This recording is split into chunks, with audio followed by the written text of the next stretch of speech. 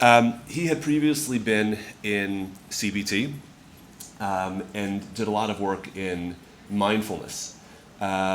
He said that the CBT helped him somewhat, but really when we actually kind of took a look at it, what he meant was I understood CBT, but it didn't really help me feel better at all. And mindfulness also, he really tried to do mindfulness well. Where's Yaakov Yugowitz? Okay, I was just talking to him about this. He was really trying to do mindfulness well, but not actually going inside at all. In therapy, though, he was very engaging, really expressive. He was a great guy to schmooze with, but completely intellectualized and removed from his emotional world. Bit about his background. His father is a Rosh Kollel. He has one other younger brother in yeshiva. The rest of his siblings are Balabatim, and he is very committed to being a yeshiva guy and staying a yeshiva guy, and that's kind of him. Yaakov learns 3 Sdarim a day, one of them with a chavrusa. 2 Sdarim he learns by himself. 1 Seder he gets up really early in the morning and he has a Seder before the rest of yeshiva is even up. Then he does morning Seder, then he does afternoon Seder alone, then he goes to sleep. Why does he do just 1 Seder with a chavrusa? Well, when he is with a chavrusa, either he feels really impatient, like you're going way too slow, and it's incredibly a frustrating experience, or he feels tremendously insecure. I think he's smarter than me, I think he's faster than me, and it's very difficult for him to just be with a person. He has a really strong emphasis on not being like everybody else, right? I need to hold myself spitz, right, to a higher standard, and I can't just be like everybody else. Because if I'm like everybody else, I'm not going to take Limud Torah seriously, I'm not going to take Avodas Hashem seriously, I'm just going to be like everybody else. He needs to be better, faster, above. He needs to be the best. Aside from learning, he's in charge of the Dvir. It's under his name. He's in charge of maintenance. He, organizes the people who are going to be in the Dvir, not be in the Dvir, anything involved. And being Zman and planning, he's the guy who, is de facto in charge of where we're going to go, when, what we're going to do, does all the planning and the implementing. And he has a very strong shita that emotions should not have a say in your decisions. Yeah, obviously you're a human being, you have emotions, sometimes you feel sad, sometimes you feel happy, but when it comes to making a decision, emotions don't have a say. And he did a cheshbon nefesh weekly with a spreadsheet and a notebook, and it was like he took it very, very seriously. Again, purely intellectualized. And every minute of Bein HaSdarim was accounted for, right? Here I'm going to sleep, here I'm going to, do this, here I'm going to, talk to this Rebbe, and it's like everything's got to be accounted for. Okay, that's Yaakov. Then we have Alana. Alana is single, 24 years old. She lives with her immediate family. She self-referred to DBT for help with her impulse control, which manifested itself in binge eating. And she was a very busy person. She was a double major in college, and she had a part-time job, and she had a research internship, and she volunteered a couple times a week at different places. She comes from a family where her parents are highly athletic, very successful people, very well known, and she's the oldest of 5 children. The culture of the family is just, we're not perfect. We don't have to be perfect. Just excellent. Yeah, and she reported a good relationship with all of them, which I think she did have.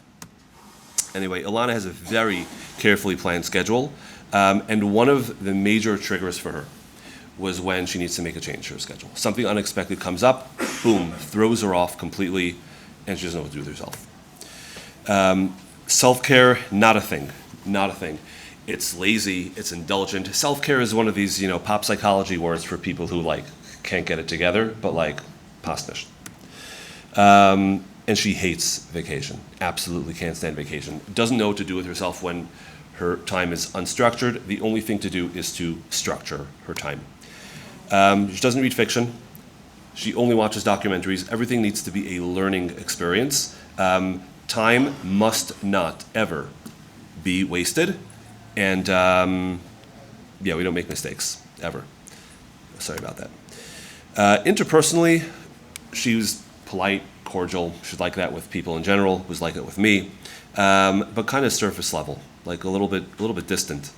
The vast majority of her relationships were defined by set roles, right? Not just kind of just being with somebody because they're, another person. She had this pattern in dating where when she would try to please the guy and kind of show up the way she thinks he would want her to show up, she would just leave the date completely turned off. But if she tries to be herself, then guys are intimidated, right? And this is one of the paradoxes that showed up in her life time and time again, and something that was really frustrating her in her life. What are they intimidated by, Tzachi? Sorry? What are they intimidated by? What does she do that's intimidating? So I don't know. This was her report. Guys are intimidated, but I felt intimidated sometimes. Sorry.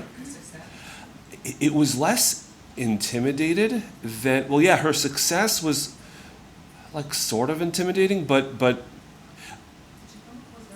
attempts to control time.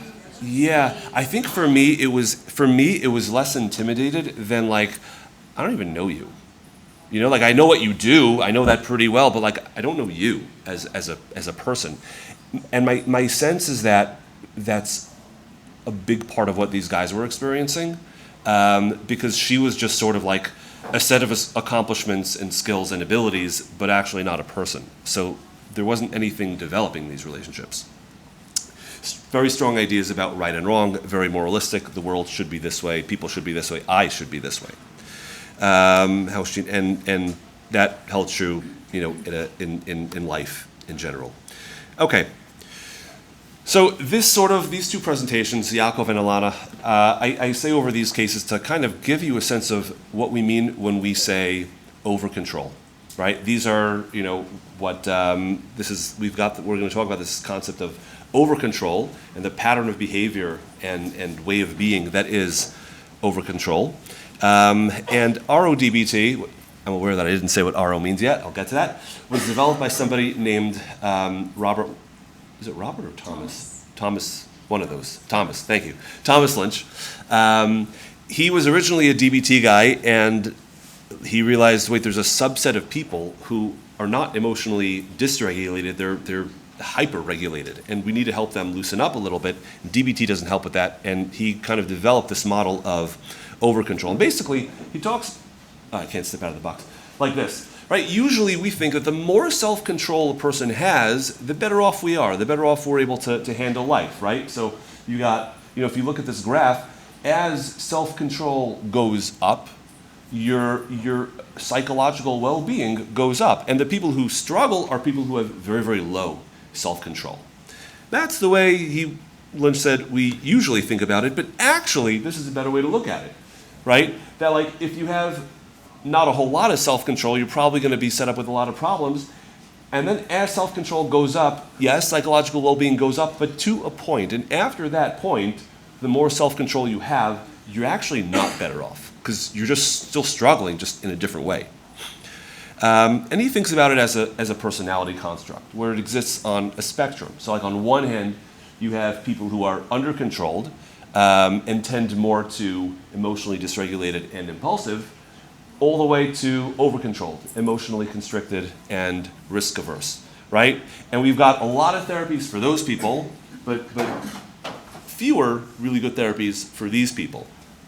And so this is where RO-DBT, still didn't tell you what RO is yet, comes into play. Tzachi, Yeah. with personality constructs, how much does it overlap with what once upon a time you referred to as like cluster C personalities, like specifically OCPD?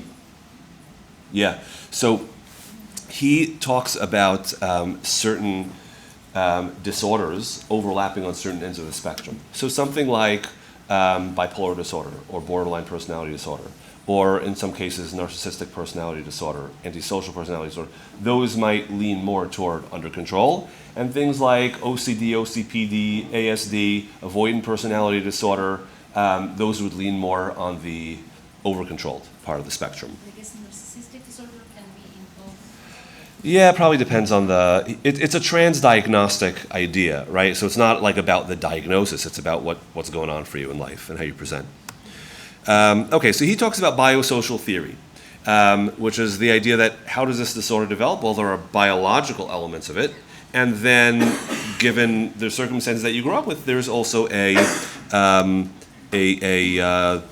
environmental component, right? So in the biological level, these are people who naturally have higher threat sensitivity to the world and low reward sensitivity, which means that naturally I'm more motivated by staying away from things that might possibly be scary than I am motivated by moving towards something that might feel good. Tzachi, Yeah. just occurred to me, you mentioned that Yaakov's father was Rosh Hashiva. I don't know if you remember mentioning anything about his mother, but you didn't tell us anything about Elon's parents. Yeah, that's mainly because I'm trying to get through the stuff and I don't want to go into too much detail. But yeah, her parents in general are, Were they similar? Did they share a commonality in terms of control issues? yeah, there was the family culture. Okay. Yeah. So there's a family cultural. Yeah, connection. yeah.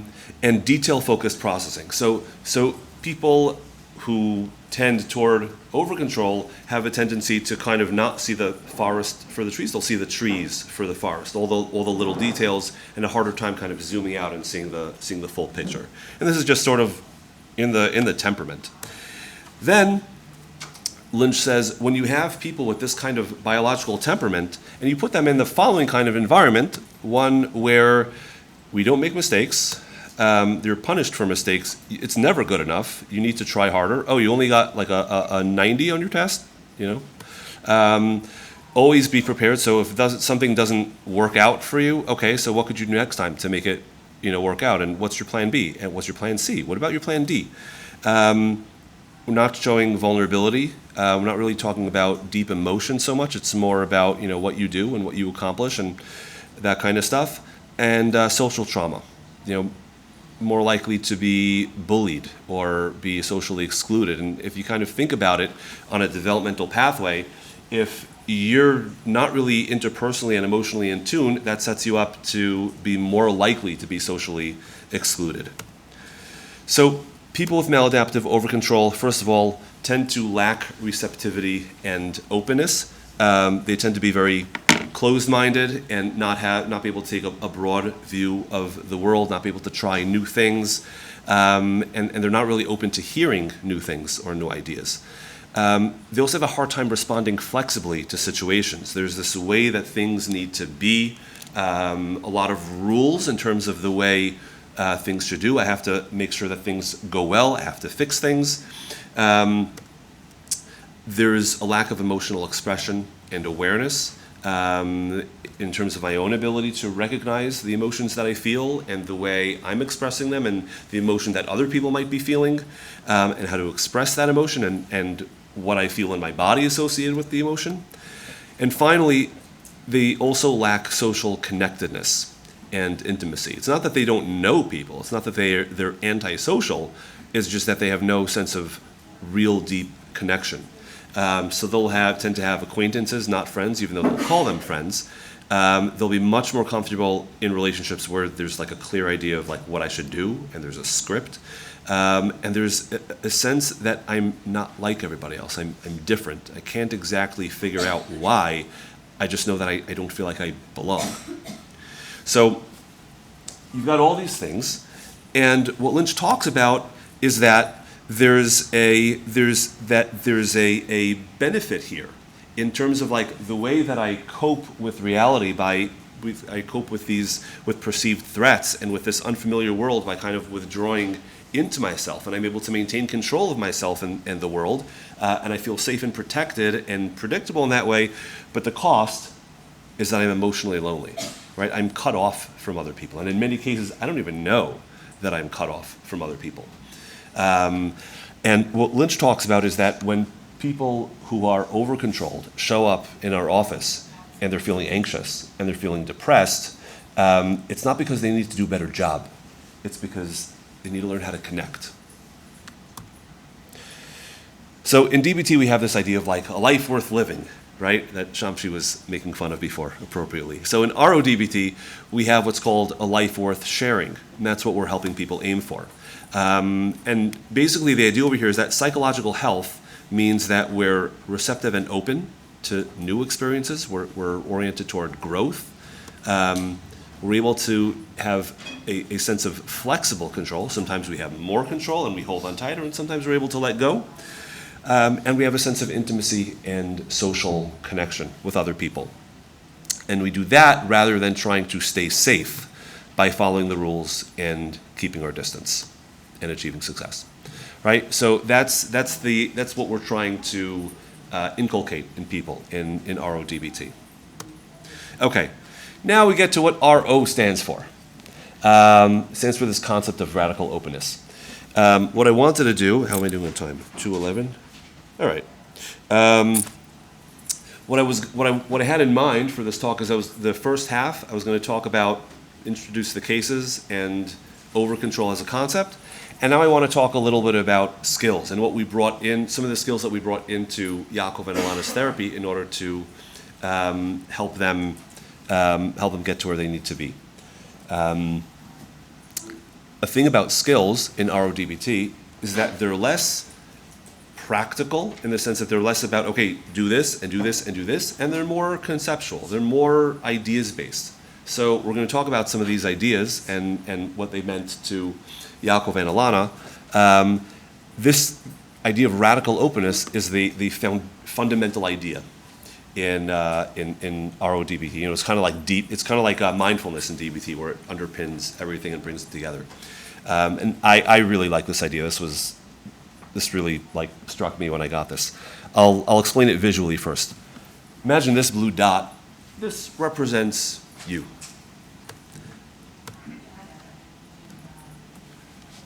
So the blue is you, and this orange area over here, this represents your entire known world, your comfort zone. Now in your comfort zone is everything you know to be true about yourself, everything you know to be true about the world, everything you expect is going to happen. Everything you know, basically, as a person, is contained within this comfort zone. And what makes the comfort zone comfortable is not necessarily that it feels good, but that it's familiar and predictable. That's what makes it comfortable. And the people who come to us very often are comfortably miserable because they're within their comfort zone and they don't feel too great. Okay. Now we've got the green. The green is what we call the edge, right? This is the outer limit of our comfort zone. And when we start to encounter an idea or something that makes us feel really uncomfortable, it's because we've reached the edge of our comfort zone. Right? You ever have the experience of a client who really hates themselves and thinks that they're a horrible person, and you're in some way introducing this idea that they're likable and that they're a good person, and they get really mad at you? Right? That's because they've just reached their edge. Right? They've encountered an idea. I won't do it now, but sometimes when I talk about the edge, I'll be standing in front of a group of Israeli or Jewish clinicians, and I'll chant like "Free Palestine" or something like that. Right? Right? You feel that? That's your edge. Right? That's the edge of the world that feels predictable and comfortable to you, and when you're about to reach that outside area beyond you. Now here's the thing: there's a lot more white than there is orange. Right? There's a lot more that we don't know, that we haven't come into contact with, because we've only lived our life. And our life in the context of the world is kind of small. And so here, I'm pushing the button, but nothing's happening. Okay, so radical openness basically means, it's a couple principles. First of all, we see the world through the lens of our own experience and our own learning. Right? That already is kind of limiting. And we don't know what we don't know. There is a lot beyond us that's just beyond us, and maybe we're not even aware that it's there. And the most important learning that we can possibly do as a person involves looking where we don't want to look. So radical openness at the end of the day is the willingness to be wrong in order to learn, right? If we forget thinking about our clients, if we think about ourselves, right, how true this is, the only way we can possibly learn is if we're willing to be wrong and uncomfortable. And this is the foundational idea that underpins RO-DBT. Because when you're dealing with people who are so over-controlled, who are so constricted, and their experience of themselves and their world is so narrow, and their suffering is because they can't break out, this is what they need. Okay, so what do we do? So the first step in self-inquiry, which is the skill that comes out of radical openness, is first of all to locate your edge, right? That's your personal unknown. And we know that we've reached our edge when we feel afraid or frustrated or, many of the negative emotions that we can possibly feel. And we start to become very closed-minded and absolutely sure of ourselves, right? The more sure you are that you're right, the more you might be at your edge, possibly. And so, I don't know why he have to keep, okay.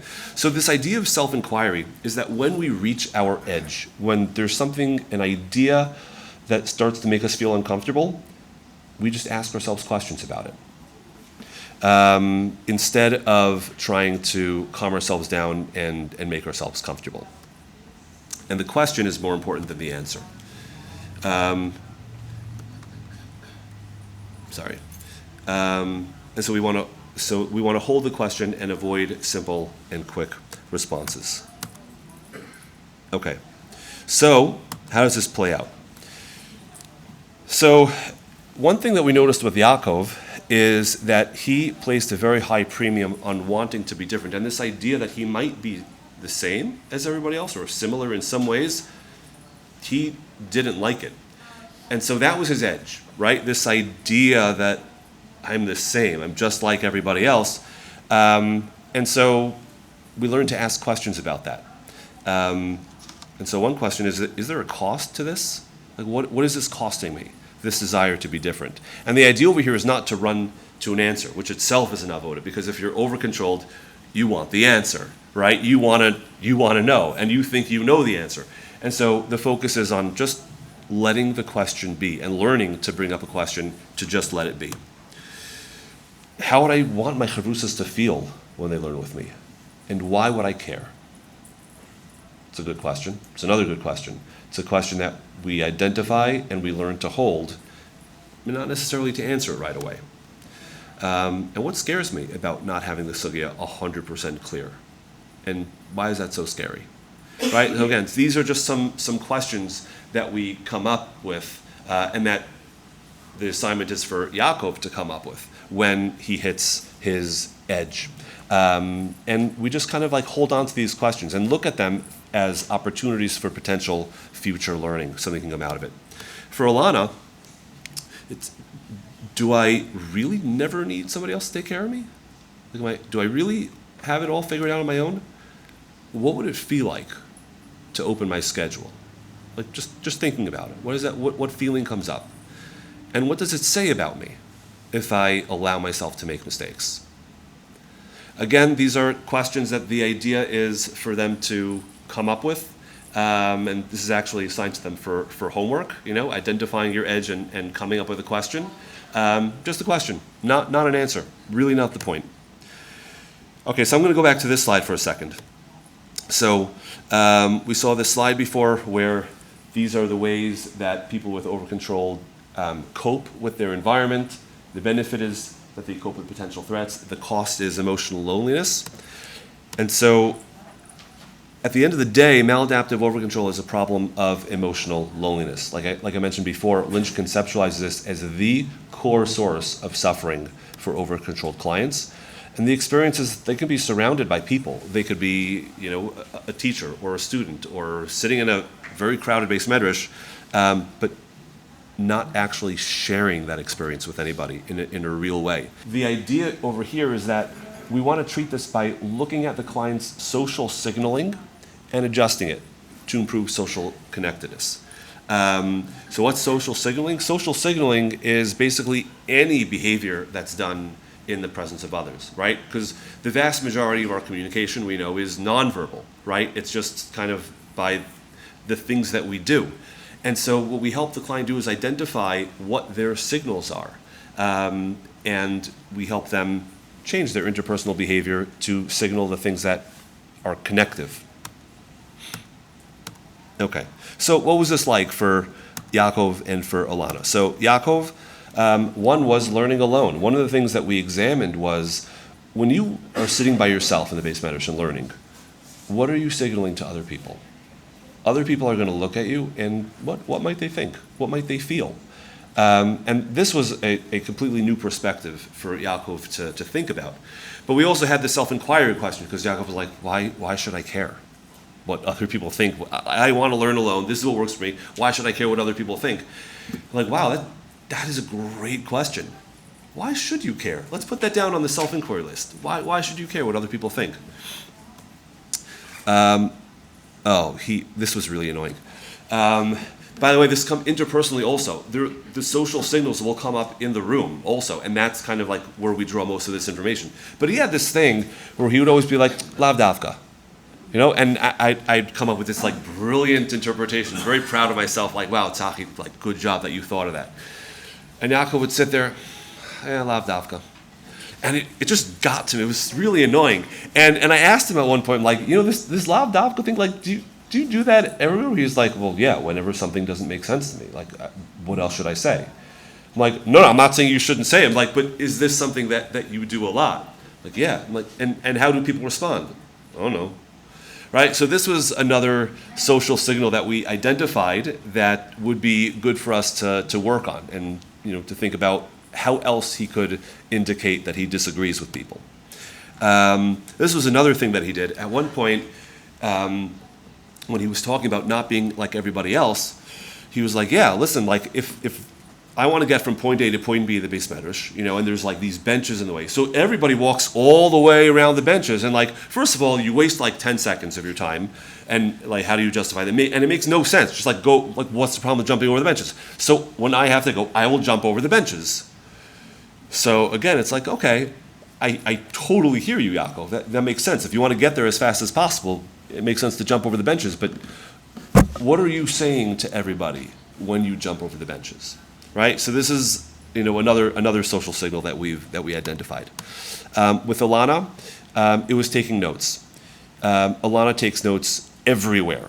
And at the beginning, and she took notes in therapy also, obviously, right? And in the beginning, I felt like, wow, she's really taking therapy seriously. She's taking notes. And then, like, after it went on, I'm like, okay, like, number one, like, this is annoying. I kind of feel like she's ignoring me, or like I'm a teacher. And also, like, you can't possibly be taking stuff in if you're just writing everything down. And then at one point, I asked her, like, do you take notes on dates? And she was like, no. And I'm like, she's like, well, like on the date, like when I'm with him, no. I was like, do you ever go to the bathroom and take notes in the bathroom? She's like, I have. So, right, so this was a social signal that we identified for her to work on. She also had this really polite smile, which was nice, but it wouldn't come off, right? It was very polite, but completely fake. So that was another thing that we worked on. Hang on one second. And also this exaggerated enthusiasm. Everything was so great, and everything was so wonderful. And again, this like communication. And so we have this succession of stuff, but what do you think you're signaling to me when you're smiling, And what are you signaling to me when you're not stopping to smile? So that was, another part of our discussion, yeah? Did you encounter resistance? Like I'm thinking of Yaakov, you're kind of challenging religious beliefs. I don't want to waste 10 seconds because of the Torah, because of whatever it is. I'm wondering about that. Yes. Yes. That was tricky. That was very, very tricky. Because it's dressed up as theology. The trickier part of it is that over-controlled yeshiva guys will find over-controlled rebbeim, right? So it was a really tricky thing to navigate.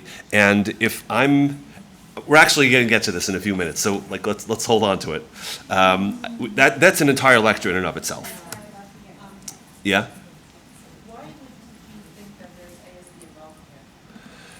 I wouldn't necessarily not think that there's a.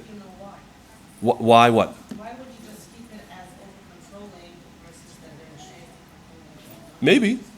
The idea over here is it's not a diagnostic sort of thing. It could very well be ASD, but it wouldn't necessarily change the treatment. So this treatment can also be effective with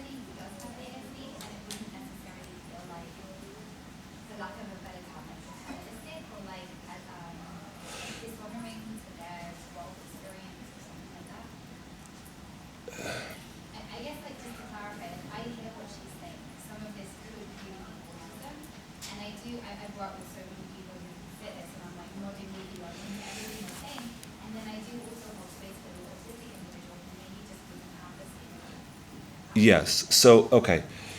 So that definitely is one of the things that I ask myself, and I also try not to ask myself. I'll explain what I mean. I try to ask myself because it's important to understand what this person is, and to understand conceptualization, and to understand all of the things that are going into what's going on with them, and that's where it's important. But it's also not important because I don't want to fall into the trap of, oh, this person is ASD, they can't make any changes, let's just help them, accommodate to their environment, vizehu. I can't tell you how many ASD clients I've encountered who they operate according to rules. And so sometimes you have to bring that in, and it's like, okay, so the rule is sometimes to let go. Well, how do I know? Well, sometimes you can guess. How do I guess? I don't know, but the idea is to loosen up in some way, and some people will be able to loosen up more, and some people will be able to loosen up less. If you remember before when it was a spectrum, right? The idea is not to drag everybody to the middle. We're not all the same. If you lean heavily toward over-control, that's a part of your personality. And the idea is not to make you under-controlled or to be balanced, but it's to help you live more in line with your values and to ease your suffering. So that's the idea. Okay, so we've got this one skill called flexible mind varies. And the idea behind flexible mind varies is that learning and growth requires practicing new behaviors and a willingness to be uncomfortable, right? If you want your stomach to hurt you less, that means that you have to practice new things and you have to be willing to be uncomfortable, right? So this was, by the way, going back to the religious issue, this was an area where he was maskim. He's like, yeah, I agree. I have to practice new behaviors. I have to practice the willingness to be uncomfortable. We also had to come to an agreement that I would not do anything that would violate his das Torah. And that was important for him to know from the outset, and for me to agree to. And so whenever we came into like a point of contention, we kind of paused it, and we examined whether this was going to be a violation of his values, and is there any wiggle room, right? Even how you define das Torah, is it like only according to this Rebbe, or like, do you have any wiggle room? But it's really respecting his values, and allowing him to figure out the balance of the values that I've held until now and wanting relief from my symptoms. So it was a very tricky tightrope to walk. This is a value actually according to Torah because health is important. Would you be concerned that then that's just replacing another rigid rule within the rigid rule?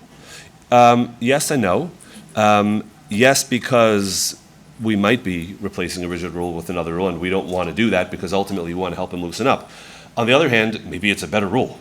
Maybe it's a rule that allows him to be more flexible, and he needs that, which would be the case with ASD, right? We don't want to get away from rules, we just want rules that work better for you. Okay.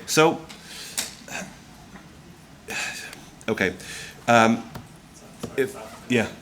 Doesn't it help the way you're framing it is using more Socratic method to asking him questions and allowing him to kind of produce an answer from within rather than coming with an agenda like you have to loosen up because right?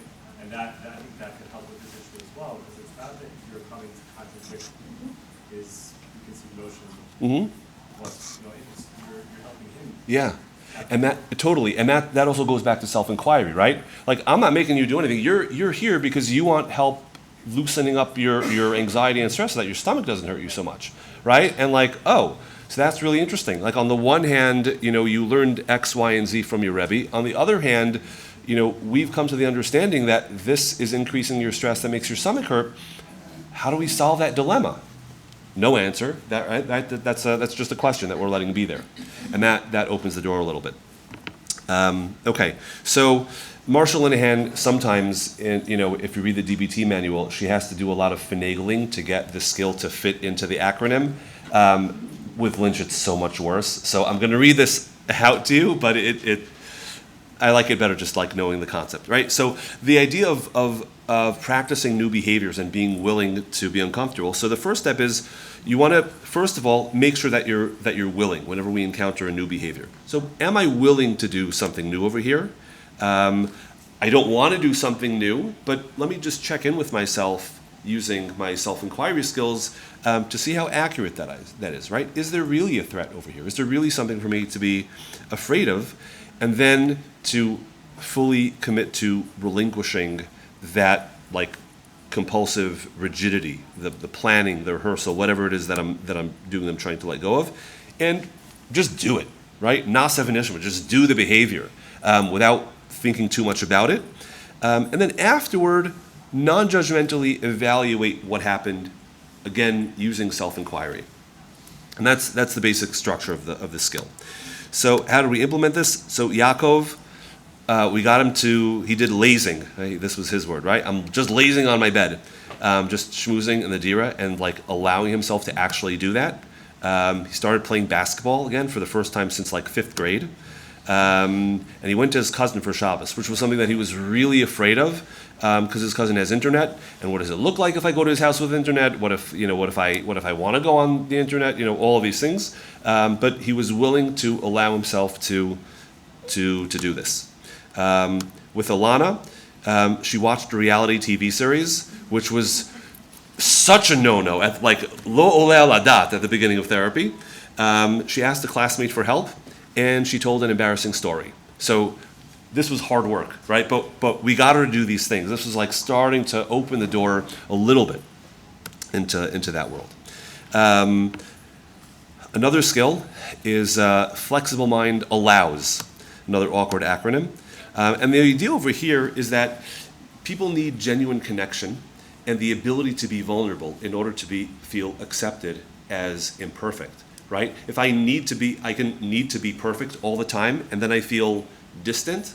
But in order to approach this idea that I am liked and I'm okay, then I need to be able to connect with somebody else. So the first step is the A, assess commitment to connection. Do you really want to be connected? Is there a part of you that doesn't want to be connected? Look for evidence that in this relationship you can let down your guard. That this person will like you and will accept you and won't reject you or exclude you. Letting go of fear, shame, and avoidance. Out yourself by revealing your inner feelings that you're trying to hide. And welcome feedback and continue dialogue. If you're saying, hey, these skills are really vague and nebulous, exactly. Right? We're trying to get away from like do this and then this and this. They're not concrete at all, right? These are just all ideas. And so over here, Yaakov, it started in therapy actually. This I'll tell you. There was one time where we speak about this idea of being like everybody else. And one time, he was just like sitting there smirking to himself like, Yaakov, what? He's like, nothing. I'm like, no, really? Nothing. You don't want to know, forget it. I let it go. Then it happened again, like a couple weeks later. I'm like, no, really, what? He's like, nothing. And then it clicked. I'm like, Yaakov, are you smirking because like I'm everyone else? And then he's like, yeah, you're sending your son to the army. Like, how could you possibly think to do something like that? Like, that makes me so upset. And like, you're just gonna like send your son to get fried up and not be from anymore? Like, how am I supposed to trust you? I'm like, wow. Yaakov, first of all, thank you. Like for sharing that. You've held that in for so long. I really appreciate that you were vulnerable to me in that way. And secondly, this is such a great self-inquiry question. How can I trust my therapist whose values might be a little bit different than mine and who I disagree with? How can I trust him to help me let go? What an awesome question. And so this is sort of like something that we started with in terms of his revealing what's hidden and connecting to another person. He started talking to his mashgiach about feeling burnt out and needing a break, which was tremendous. Was this an overcontrolled mashgiach? I don't know. It's good, very good question though, but I'm not sure. And to his roommate, he acknowledged that sometimes he feels depressed. With Alana, she had a frank conversation with her sister where she disclosed that she was angry at her. This is having held it in for probably years. She was able to ask her classmate for help. we can count this even though it was the previous skill also. And she agreed to tell an embarrassing story about herself on a date, which she was terrified of because what's he going to think? We were like, no, he's not going to be intimidated. He's going to like you more for actually being a real person. Okay, epilogue. We're drawing to the end now. Okay, sorry?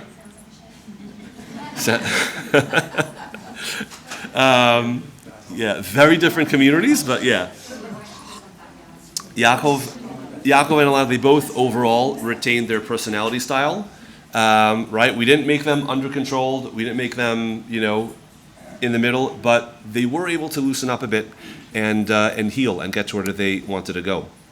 Eventually, Yaakov's stomach pain went away. He learned how to actually enjoy his free time, bein hasdarim, not have to, account for everything, and was able to go back to learning b'chavrusa. He let go of the whole dira bein hazmanim thing. Like, I never even wanted to do this in the first place. And he actually at some point discovered that he's really good at drawing, which is something that he didn't do since like second grade. Who draws in yeshiva, Ilana, her dating life improved significantly. She started relating more genuinely. Soon after we terminated, I heard that she got engaged. She was able to hold on to her ambitions, but also able to let go and be a little less perfect, which was something that she struggled with, like that duality a lot. Her binge eating didn't completely go away, but there was a significant decrease. And she found that even though she was able to enjoy life, she still did much better in school than I could ever do. So this was kind of the end of the story for them. And I'm going to end with two shameless plugs. So number one, we're going to be starting an RO-DBT skills group at Machon Dvir at the end of November. Feel free to scan the QR code to send me a message to get more information about that. And I'm going to be putting together an in-depth RO-DBT workshop soon. So if this is something that you're interested in, again, you can scan the RO-DBT code and it'll send a WhatsApp message to get more information. Questions? The inquiry section, where does that fit into the therapy? So all those aspects that you've moved across to inquiry. Yeah, so self-inquiry is one of the fundamental skills in RO-DBT. So one of the things that we do is we give them a diary card, right? Same thing that we do in DBT. And one of the things that's on the diary card are self-inquiry questions. Right? The idea of like just practicing asking myself questions about my experience rather than withdrawing and being really sure of the answer. Yeah? Since I work with the high-functioning females, something that I've heard from many of them is that they feel they have to go underground because words like intense, high-functioning in our circle has become almost like a bad word. So instead of modeling what that healthy version looks like, there's a lot of overt and covert messages they're getting from their parents sometimes, from their teachers in their schools, and from their friends, that there's something wrong with them if they're trying to be, trying to function in a high way. So I was wondering, how do we respond to that? Do we model what the good looks like and teach them how the negative looks like as well? Yeah. So it's sort of like a little circular. Like if somebody's coming in and they're like super over-controlled and we say, no, don't be over-controlled, that's bad, you have to try harder to be less controlled, then you're sort of just like, fanning the flames, which is what you're referring to, which is not good, right? Sometimes they're healthy, just that the message is, wow, you're working hard, you're going to get those good grades. There's something wrong with that. As you mentioned yourself, there's a healthy version of this. We're not trying to make people hard in the middle. Right. There are some people who naturally are intense. Right. That's where the success is going to be. Right. So I guess the question is, how do we, as parents or as therapists, how do we figure out what that sweet spot is? How do we figure out what the sweet spot is? That's a great question. I don't know. It depends on the person, I guess. Just from the perspective of a therapist, like, what's the person looking for?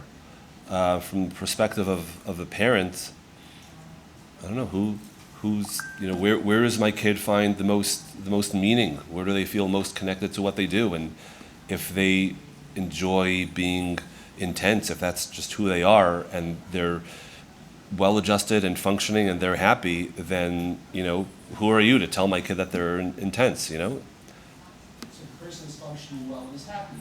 Yeah. You wanted to say something? I'm curious, have you worked with people who, in theory, are very perfectionistic and could be high achievers, but they're so paralyzed in their fear to, try, that they actually are underachievers, but they're afraid to try anything because they may not be perfect at it? Yeah. Yeah. So it's the same. Yeah, it's the same kind of formula, with the you're still helping them encounter their edge and self-inquiry, and to connect. RO-DBT and countless other forms of therapy would say that kind of connection that you build in the room, where it's like, I like you the way you are now, and the social signals that are coming across in the session matter a lot. But it's the same, like you're saying, it's the same perfectionism. It's just how the perfectionism is affecting them. Yeah. Yeah. Have you ever seen someone go through a treatment like this and then go down to the other end of the spectrum? And I'm thinking about I've done exposures with a patient before who was really good at being late, and he was completely invested in functioning. And we said, okay, you're going to practice being late, and she did, and the exposures did help. And I was also like, wait, I don't want you to be late to my session. I don't want you to be late to class. I just want you to be able to function in the scenario that you are in. So, I don't know, do you ever find that they're falling too far on the other end of the spectrum or struggle to find the balance? Yeah, that's a good question. Struggling to find the balance for sure, right? Okay, thanks. I'm getting a taste of my own medicine here. Struggling to find the balance for sure, because they'll say, well, if I let myself come late, then maybe I'm going to come late all the time, and there's some truth to that, right? Because if your only method of time management that is I'm always going to come 15 minutes early no matter what, and I have to be super focused on the time, then well, what does it mean that sometimes I could be if I let go of that, then so it's basically learning again how to be on time. So I think sometimes maybe that would happen. What I would suggest is that they probably wouldn't be happy just always being late, right? And at some point they'd be like, oh, I don't like this. I do want to be on time. I recognize that I've been driving myself crazy to be always on time, so I don't want to be perfectionistic, but I also don't always come late, and where do I find the middle? And there's a billion answers to that. Right. In this particular patient, it was she was dependent on her family. So it was when her family made her late, that drove her back. Right. So I guess you can think about it that way too. Right. Right. Thanks. Yeah? Isn't it always a spectrum or context dependent? Because even you mentioned, I can't remember the female client's name. Ilana? Yeah. Notwithstanding all her virginity, for some things she was also binge eating, right? So Right. That's already the opposite, even as she's still engaging in it's always. Yeah. Meaning, right. The idea was that her solution to the binge eating was, okay, I have to apply more self-control and perfection. And what was missing for her is that it is going to give somewhere, right? If you hold on way too tight, something's going to slip through. So, yeah. Yeah? Imagine that given what you're trying to do to help them expand their zone of comfort, that you would encounter resistance. You can imagine you don't, because of anxiety, what if. How do you deal with that? Dealing with a patient that's resistant to go out of their comfort zone. How do you deal with this? Yeah. So sometimes what I'll do is I'll ask them for their ideas, right? So it's I agree with this whole thing with the comfort zone. I hear what you're saying, but I just think that X, Y, and Z idea I just think it's wrong. So then it's okay, I'm wondering what kind of ideas you have about how to, how things would move for you. So they'll say, well, I just have to do X, Y, and Z. Like, okay, great. Have you done that? Yeah, I do it all the time. Like, is it working? No. So, right, and it's sort of like it takes time and, working with that. But I think a key is that they have to feel like you're taking them seriously, and it's not like a battle of the minds. It's like, look, I want to work with you. But yeah, there's a lot, that's the nature of it. Yeah. I'm also wondering what's being managed in the over-control, and where, if you've noticed in them loosening up, if really over-control is a response to their experience of a fear of lack of control, under control, in the sense that there's some distress that's being managed, and where they're kind of touch in terms of trying ways to manage discomfort. You're saying that the over-control has come for them in response to being completely out of control? The experience or fear of it. Right. So I'm going to stop with this in 30 seconds because Mordechai is signaling to me. I'm working with another guy who very strongly identifies as a sex addict. He's a sex addict. He goes to SA every day, has a sponsor, the works. Now, why is he a sex addict? He's in his 40s. Because one time, when he was 18, he did something, right? He went, nuts, and I don't even know what the story was, but since age 18, for the last 20 plus years, nothing, right? And yet he's still holding on to this idea. And if you look at the what's going on in his life, he's so tightly controlled and tightly wound up everywhere. And so it took us a long time to get to this place of realizing that it maybe it's possible that he's not actually addicted to sex. It's that he's so tightly wound up that at some point he just lost all control and then got scared that I'm going to lose control, and then he had to get even more, tightly wound up. So it's not that they're necessarily reacting. I used to be one way and now I have to go all the way the other way. But rather, Lynch would propose, it's that they are over-controlled, and at some point there was this burst of emotion, and that just proved to them how they have to clamp down. That's what Lynch would propose. With this guy, he hasn't even agreed that he's not an addict. That idea is way too scary to let go of, but he would agree that the possibility exists, and that's after years of work. So I hope that answered the question. Thank you very much.